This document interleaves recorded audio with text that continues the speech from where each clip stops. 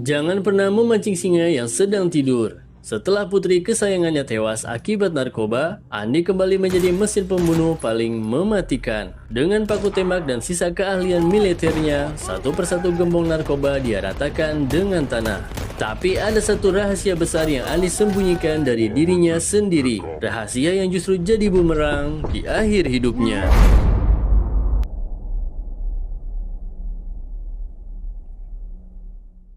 Film diawali dengan adegan 4 anggota mafia yang tengah sibuk di belakang markas mereka. Mereka sedang menyiapkan kiriman narkoba, menyembunyikannya dengan cerdik di dalam sebuah semangka agar tak terlihat. Di sisi lain, di depan gedung, seorang penembak jitu bernama Harper sedang mengamati dan dengan sekali bidikan, seorang penjaga berhasil dilumpuhkannya.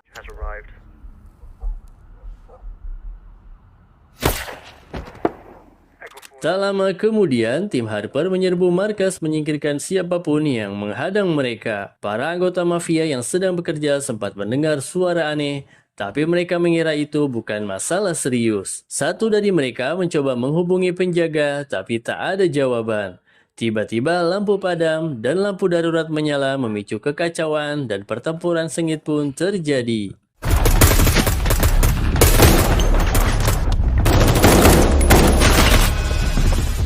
Hanya satu orang mafia yang tersisa. Di momen ini terungkap bahwa kelompok Harper dipimpin oleh Andi, mantan perwira marinir. Ia menghadapi pria terakhir itu sambil menunjukkan sebuah foto menuntut pengakuan siapapun yang ada di dalamnya. Ternyata serangan Andi ke markas mafia ini adalah untuk memburu orang yang bertanggung jawab atas kematian putrinya. Pria yang ketakutan itu akhirnya memberikan informasi yang dibutuhkan Andi. Markas mafia pun dibakar hingga rata dengan tanah.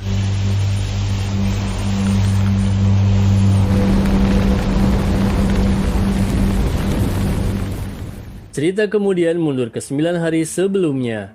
Andi terlihat bangun di rumah terpencilnya menjalani rutinitas sehari-hari dengan mandi, sarapan, dan berangkat kerja ke toko perlengkapan bangunan. Namun pikirannya tampak kemana-mana membuatnya sering kehilangan fokus saat melayani pelanggan. Atasannya menegurnya karena ketidakprofesionalan itu dan memperingatkan bahwa jika Andi tidak berubah, ia bisa dipecat. Andi hanya mengangguk menerima sebuah kenyataan dan tidak mendapat gaji bulan itu. Hari berikutnya, di hari liburnya, Andi pergi ke sesi terapi mingguan dengan psikiater. Ia mengaku merasa sedikit lebih baik, tapi kenangan masa lalu yang traumatis terus menghantuinya. Dan itu masih terbayang di pikiran Andi. Terungkap bahwa Andi adalah mantan perwira marinir yang pernah memimpin unit 20 orang di Afghanistan. Hanya 4 yang selamat termasuk dirinya, peristiwa itu meninggalkan bekas mental yang mendalam.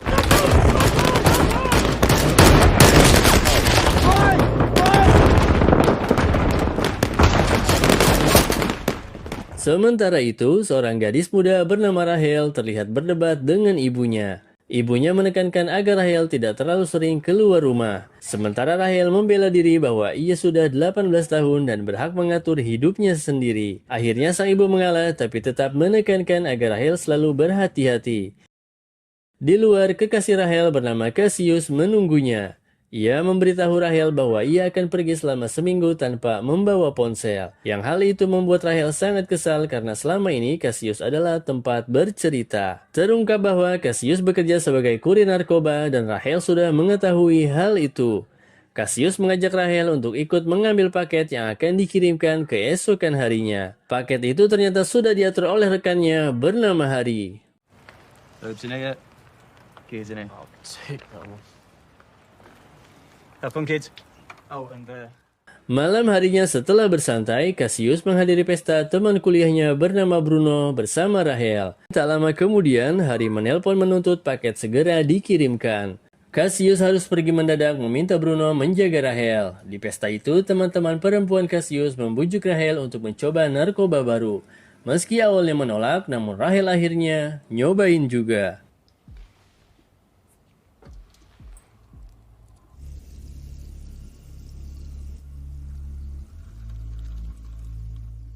Beberapa saat setelah mengonsumsinya, Rahel mengalami overdosis dan meninggal dunia. Di sini barulah terungkap bahwa Rahel adalah putri Andi. Setelah pemakaman, Andi termenung hingga mantan istrinya yaitu Ava menghampiri dan memberitahunya tentang keadaan terakhir Rahel. Andi lalu masuk kamar Rahel untuk mengenangnya. Tapi ia melihat ponsel Rahel menerima pesan dari Cassius yang mengatur pertemuan di rumah Hari. Menyadari bahwa jaringan narkoba itu terlibat langsung dalam kematian putrinya, Andi segera bersiap mengambil alat paku tembak dan berangkat untuk menghancurkan jaringan narkoba itu.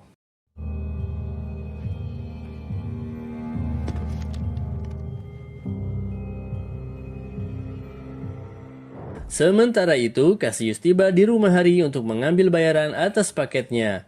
Namun kemudian Hari dan Bruno menyampaikan kabar buruk kepada Cassius bahwa Rahel telah meninggal di pesta akibat overdosis. Mendengar itu, Cassius diliputi kemarahan dan meluapkan emosinya kepada Bruno sambil menuntut alasan mengapa Rahel diberi narkoba padahal ia sama sekali tidak pernah menggunakan sebelumnya. Bruno meminta maaf dan menjelaskan bahwa ia sedang keluar membeli makanan ketika kejadian tersebut berlangsung. Dikuasai rasa frustasi, Cassius kemudian keluar dari rumah Hari dengan nada kesal.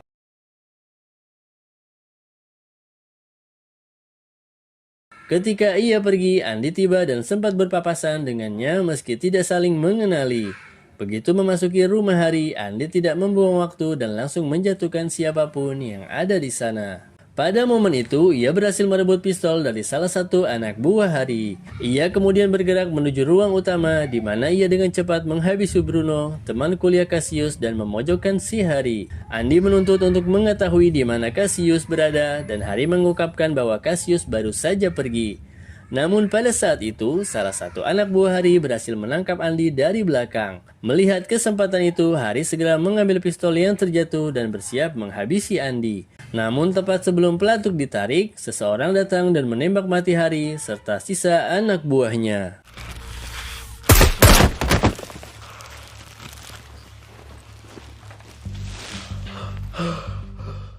Penolong dadakan itu ternyata adalah Smooth, yaitu mantan bawahan Andi semasa dinas militer. Saat Smooth mengantarkan Andi pulang, ia bertanya bagaimana Andi bisa berada di rumah Hari. Andi menjelaskan bahwa ia sedang mencari seseorang bernama Cassius dan sekaligus bertekad membongkar seluruh jaringan narkoba di kota itu. Andi kemudian membalikkan pertanyaan dan menanyakan bagaimana Smooth dapat menemukannya. Smooth kemudian menceritakan bahwa beberapa jam sebelumnya ia mendatangi rumah Andi untuk menyampaikan bela sungkawa atas kematian Rahel.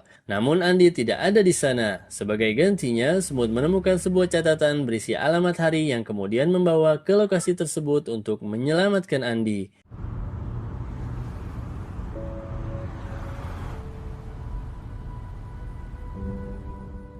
Pada malam berikutnya, Andi menerima panggilan dari Ava yang menanyakan apakah ia masih memegang ponsel Rahel. Andi membenarkan dan bertanya apakah Ava ingin mengambilnya kembali. Namun Ava menjawab bahwa ia tidak peduli pada ponselnya, yang ia inginkan hanyalah Andi pulang. Andi menyebut bahwa suatu hari ia akan kembali, berharap mereka dapat membangun kembali keluarga mereka. Tak lama setelah itu, Andi menuju kafe untuk bertemu Smooth seperti yang dijanjikan. Di sana ia bertemu Harper, mantan bawahan militernya yang menyampaikan bela sungkawa atas kematian Rahel serta menawarkan bantuan kapanpun Andi membutuhkannya. Tak lama kemudian, Smooth tiba bersama seorang teman lama dan keempatnya mengenang masa-masa mereka di Afghanistan sebagai para penyintas dari unit mereka.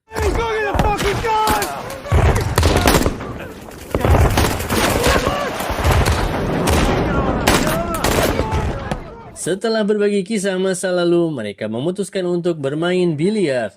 Namun, sikap Andi yang diam membuat ketiga mantan bawahannya bertanya apa sebenarnya tujuan Andi. Pada saat itu, Andi mengungkapkan misinya untuk memberantas peredaran narkoba di kota, termasuk menjatuhkan Cassius. Ketiganya menyambut gembira kesempatan bekerja kembali di sisi Andi.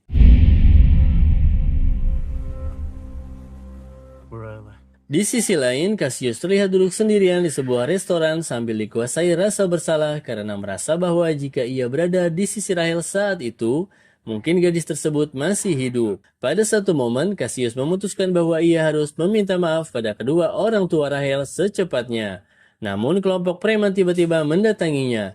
Cassius yang tidak ingin berkelahi mencoba untuk pergi, Tetapi salah satu dari mereka mengikutinya keluar dan menantangnya untuk berduel. Tepat sebelum situasi memanas, sebuah mobil berhenti dan seorang wanita muda muncul menyuruh pergi Cassius agar tidak membuang waktu menghadapi orang-orang seperti itu.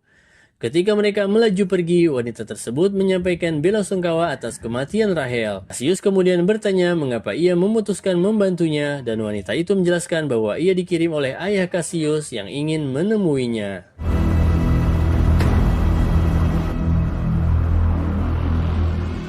Adegan kemudian berganti kepada Andy yang sedang diantar oleh Harper untuk membeli senjata. Sebelum Andy turun, Harper menyebut bahwa penjual senjata itu memiliki hubungan dekat dengan gembong narkoba di wilayah timur. Tak lama kemudian, Andy bertemu dengan penjual tersebut dan menyerahkan sejumlah besar uang tunai tanpa ragu. Penjual itu menanyakan apa tujuan Andy membeli senjata tersebut. Tanpa diduga, Andy mengungkapkan rencananya untuk menyerang gembong narkoba di wilayah timur demi memberantas perdagangan narkoba. Setelah Andy pergi, penjual senjata itu segera mencoba menghubungi sang gembong untuk memberitahu situasi tersebut. Namun sebelum panggilan tersebut tersambung, Andy tiba-tiba kembali dan melancarkan serangan. Where's Calvin? Andy menuntut lokasi markas gembong tersebut dan karena tidak punya pilihan lain, penjual itu memberikan informasinya. Pada saat yang sama, seorang pengawal mencoba menyerang, tetapi cepat dilumpuhkan oleh Harper. Harper kemudian meminta pisau Andy karena ia berniat menghabisi penjual senjata tersebut sendiri. Deal with this, will you? Find out where Callan is.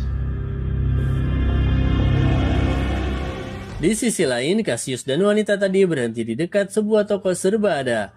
Wanita itu berniat membeli makanan karena sejak pagi ia hanya makan roti, namun ketika ia masuk seseorang mengikutinya. Cassius segera keluar dari mobil dan baku tembak pun terjadi di dalam toko. Beruntung Cassius dan wanita itu berhasil melarikan diri tanpa luka serius. Meski wanita itu mengalami cedera di kakinya, ketika mereka hendak kembali ke mobil, mereka disergap dan ditangkap oleh sekelompok pria. Pada akhirnya Cassius dan wanita tersebut dibawa ke sebuah tambang dan dihadapkan pada gembong narkoba wilayah timur. Backstabbing whore and the prince to a crumbling empire. Fuck you! What the fuck are you talking about? Ternyata para pria yang menangkap mereka adalah anak buah sang gembong. Gembong itu menjelaskan bahwa ia menangkap wanita tersebut karena wanita itu telah menyusup ke pabriknya dan meracuni barang dagangannya yang mengakibatkan kematian pelanggan termasuk Rahel sendiri. Cassius terkejut dan menuntut mengetahui siapa yang memerintahkan wanita itu untuk melakukan tindakan tersebut. Wanita itu mengungkapkan bahwa ia bertindak atas perintah ayah Cassius sendiri. Beberapa saat kemudian, ketika Cassius dan wanita itu hendak dieksekusi, kelompok mafia wilayah timur tiba-tiba diserang. Satu persatu anggota mafia berhasil dilumpuhkan oleh para penyerang yang tak lain adalah 4 mantan marinir yaitu Andy dan ketiga rekannya.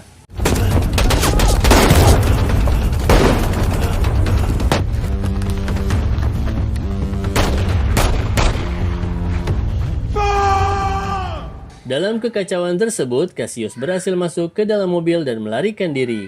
Andy yang bertekad tidak membiarkan Cassius kabur melepaskan beberapa tembakan ke arah kendaraan tersebut. Namun usahanya tidak berhasil. Sesaat setelah Andy dan timnya akhirnya memenangkan pertempuran itu, pada momen tersebut Harper menghampiri seorang anggota mafia yang selamat dan menanyainya mengenai pengedar narkoba terbesar di wilayah tersebut. Lelaki itu mengungkapkan bahwa seorang pria bernama Lucian adalah bandar narkoba paling berkuasa dan markasnya berada di ujung kota. Warehouse, other side of town. Said his dad works there. That's where he'll be. Adegan kemudian bergeser pada Cassius yang kini berada di sebuah mansion mewah. Beberapa saat kemudian, seorang pria botak muncul untuk menyambutnya dan terungkap bahwa pria itu adalah Lucian, seorang pengusaha kaya raya sekaligus ayah kandung Cassius. Rupanya Cassius telah lama berpisah dari ayahnya selama bertahun-tahun, sehingga ia meninggalkan rumah dan menjalani kehidupan soliter dengan bekerja sebagai kurir bagi para pengedar tingkat rendah demi memenuhi kebutuhan hidup.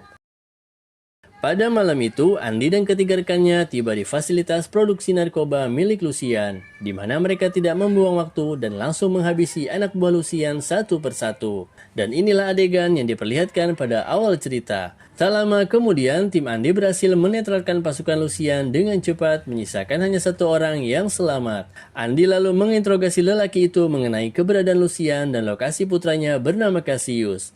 Dengan harapan mendapatkan belas kasihan, lelaki itu langsung memberikan semua informasi.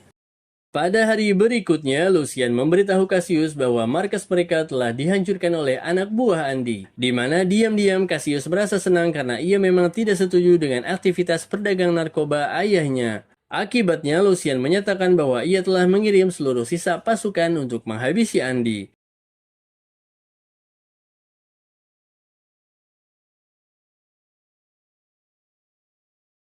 Sementara itu, Andi yang baru terbangun segera merencanakan perjalanan menuju mansion milik Lucian bersama timnya pada malam itu juga. Namun rencana mereka terhenti oleh panggilan telepon dari Ava. Dalam panggilan tersebut terdengar sangat ketakutan karena sekelompok pria berusaha menculiknya. Pada saat itu, Andi langsung menyadari bahwa mereka pasti adalah anak buah Lucian. Benar saja, rumah mereka mendadak diserang.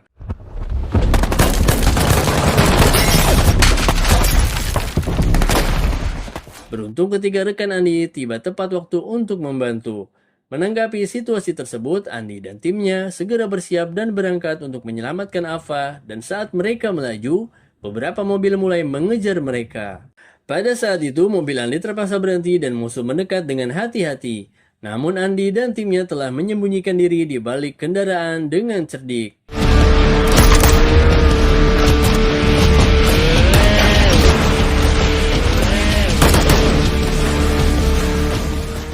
Dalam pengejaran itu, Andi mengetahui bahwa Ava telah diculik dan mereka harus segera menyelamatkannya. Mereka menelusuri keberadaan Ava hingga ke sebuah bangunan terbengkalai, tetapi mereka disergap dari kedua sisi oleh anak buah Lucian.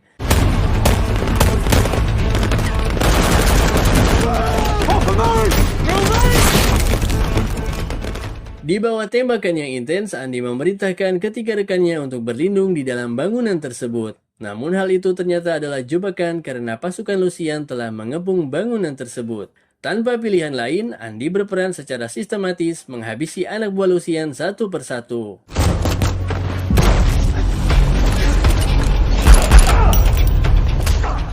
Tak lama kemudian, Harper berhasil memojokkan musuh terakhir dan hampir menghabisinya. Tetapi Andi menghentikannya karena lelaki itu merupakan anggota terakhir pasukan Lucian. Harper lalu menanyai lelaki itu mengenai keberadaan Ava. Sayangnya lelaki tersebut bersumpah bahwa ia tidak tahu dan mengaku bahwa hanya Lucian yang mengetahui lokasinya. Karena frustasi, Harper akhirnya membunuh lelaki tersebut.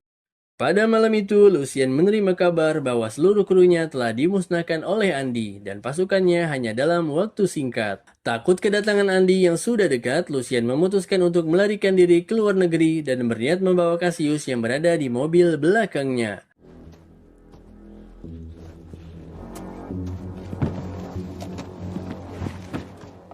Tak lama kemudian, Andi mendekati mobil dengan cepat, mengeluarkan pistol dan mengarahkannya kepada pria itu, di mana pada saat itu ia menuntut untuk mengetahui keberadaan Ava. Where's Lillian?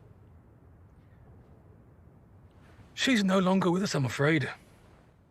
Setelah Lucian mengungkapkan lokasi Ava, Andi mengeksekusinya secara dingin.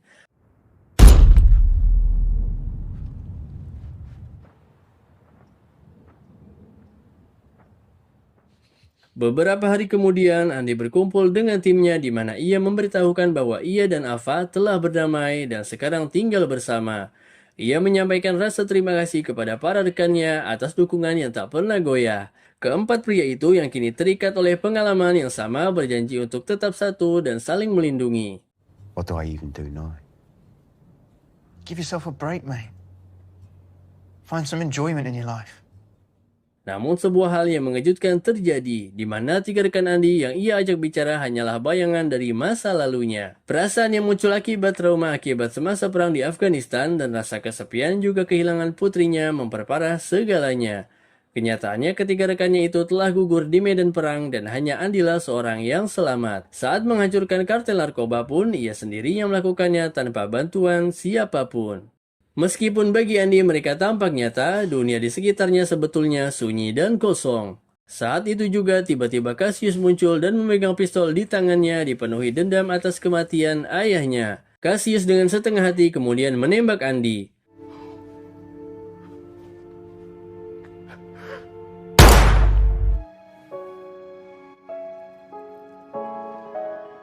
Terima kasih telah menonton dan sampai jumpa di film selanjutnya.